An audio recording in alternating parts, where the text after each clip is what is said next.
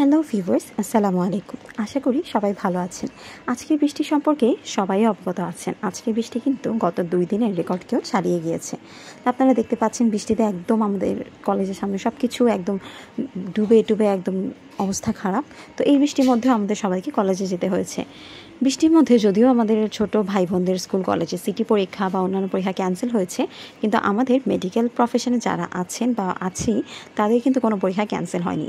In fact আমাদের জুনিয়রদেরই term চলতেছে, so এই টার্মের মধ্যেও কিন্তু এই বৃষ্টি পার হয়ে তাদের যেতে হয়েছে।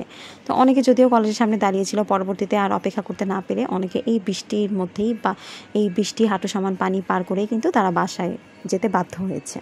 কিছু করার নেই, আসলে আমিও কিন্তু এভাবেই আসছি। কারণ আমি যখন আসছি তখন এত পরিমাণে বৃষ্টি ছিল, আর আমিও অবশ্য একটা ভুল কাজ করেছি। আমি তাড়াতাড়ি করে আসার জন্য মৌচাকের রাস্তাটা চুজ করেছি।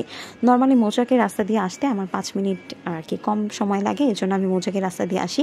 বাট আজকে যে বৃষ্টি পড়েছে বা ওই রাস্তা যে কোনোভাবে পানিতে ভরপুর থাকতে পারে, এটা আমার মাথা থেকে টোটালি বের হয়ে গিয়েছিলো। তো আমি যখন যাই তখন গিয়ে দেখি মৌচাকের সামনে একেবারেই হাঁটু সমান পানি।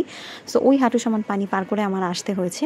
তো ওই সময় না আমার হাতে ছিল লেকচার খাতা, শিট, আর আরেক হাতে ছিল হচ্ছে আমার মানে ব্যাগ তো কাঁধে ছিল, আরেক হাতে আমি আমার যে জামাটাকে জাস্ট আমি ফোল্ড করে ধরে রেখেছিলাম। যেহেতু আজকে আমি ফ্রক পরেছিলাম, ফ্রকটা একটু আমার লেন্থে একটু শর্ট ছিল, যার কারণে আমার ফর্চুনেটলি বা আনফর্চুনেটলি ফ্রকটা অল্প ভিজেছে, বেশি ভিজে নাই। কিন্তু নর্মালি আমি যে ড্রেসগুলো পরি বা কামিজগুলো পরি ওগুলো লেন্থে আরেকটু লম্বা হয়। সো যদি আমি ওটা পরে যেতাম তাহলে কিন্তু আমার জামাটা পুরো ভিজে চুরচুর করে পানি পড়তো। তো যাই হোক, জামা না ভিজলো বা জামা তো পুরোই ভিজে গিয়েছে। অ্যান্ড আমার জুতা এক পর্যায়ে হারিয়ে গিয়েছিল রাস্তার মধ্যে, আমি খুঁজে পাচ্ছিলাম না। পরে দিয়ে খুঁজে অনেক খুঁজে দেন হচ্ছে জুতাটা পেয়েছি, দেন হচ্ছে আমি দৌড়ায় গিয়েছি। তো ওই সময়কার ভিডিওটা না আমি নিতে পারিনি, কারণ ওই যে বললাম যে আমার এক হাতে লেকচার খাতা, আরেক হাতে ব্যাগ, আরেক হাতে জামা। আর ওই সময় আমার টেনশন ছিল আইটেম নিয়ে, যে আমার পড়া আছে, আমার এটা দিতে হবে যে কোনোভাবেই হোক, নাহলে আমাকে কার্ডে বসতে দেবে না। সো এই টেনশনে আসলে ফোন বের করার জিনিসটা মাথায়ও আসেনি। আর তাছাড়া ফোন বের করবো ওই সময় আশেপাশে আমি কিছু দেখছি না, খালি পানি আর পানি। এই পানির মধ্যে মানে আমার হাঁটতেও সমস্যা হচ্ছিল, কারণ পায়ের নিচে যে কী আসতেছিল বলার মতো না। নোংরা কাগজ, পলিথিন সহ আরও যে কোনো কিছু, সাথে গর্ত টর্ত তো অনেক ছিলই। আর এই যে এটা দেখতে পাচ্ছেন, এটা একটা খাবারের দোকান। যখন আমি কলেজ থেকে ফিরছিলাম, আমি ডিরেক্ট স্টুডেন্টের বাসায় যাবো, তাই আমার নিজের জন্য কিছু নাস্তা নিয়ে যাচ্ছিলাম। তো এই পানিগুলো পার হয়ে আমাদের কলেজে আসতে হয়েছে। অন্যান্য প্রফেশনদের ছুটি থাকলেও যদি একদিন অফিসে বিজনেসম্যানরা যারা আছেন তারা একদিন অফিসে না গিয়ে পারে, ফুচকা আলা মামারা বা ধরেন মার্কেটে যারা আছেন তারা একদিন মার্কেট বন্ধ করে রাখতে পারে, কোনো সমস্যা হয় না।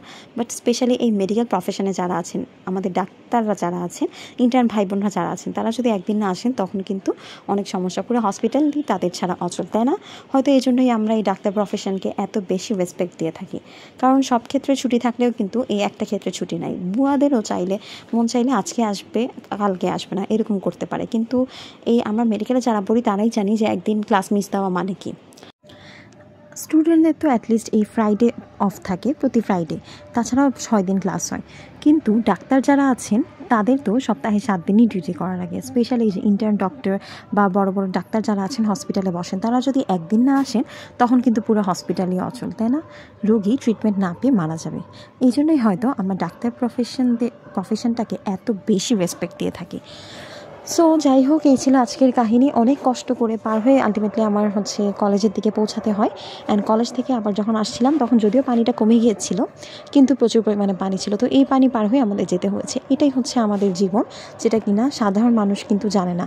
যতই ঝড় বৃষ্টি হোক, এত কিছু পরেও কিন্তু আমাদের ক্লাসে আসতে হয়, আইটেম দিতে হয়। আর ওই যে বললাম না, ওই আইটেমের প্রেশারটা এত বেশি যে ওই হাঁটু সমান পানির মধ্যে যদি আমার ক্রাশকেও দেখতাম, আমার পছন্দের কাউকে দেখতাম, তাও না আমি তাকে পাত্তা না দিয়ে আমার তখন একটাই টার্গেট থাকতো যে না, আমার যেতে হবে ক্লাসে, আমার আইটেমটা যে কোনোভাবেই হোক ক্লিয়ার করতে হবে। তখন না মাথায় শুধু ওটাই থাকে, আর কিছু থাকে না। ইনফ্যাক্ট আমি গত দুপুরে যে কিছু খাইনি, মানে দুপুরের পর থেকে আসলে কিছু খাওয়া হয়নি আমার, তো কালকে রাতেও কিছু খাইনি, আর সকাল থেকে না খেয়ে আসি। বাট ওইটাও আমার মাথা ব্যথা না, আমার মাথা ব্যথা হচ্ছে আমার আইটেম ক্লিয়ার করতে হবে।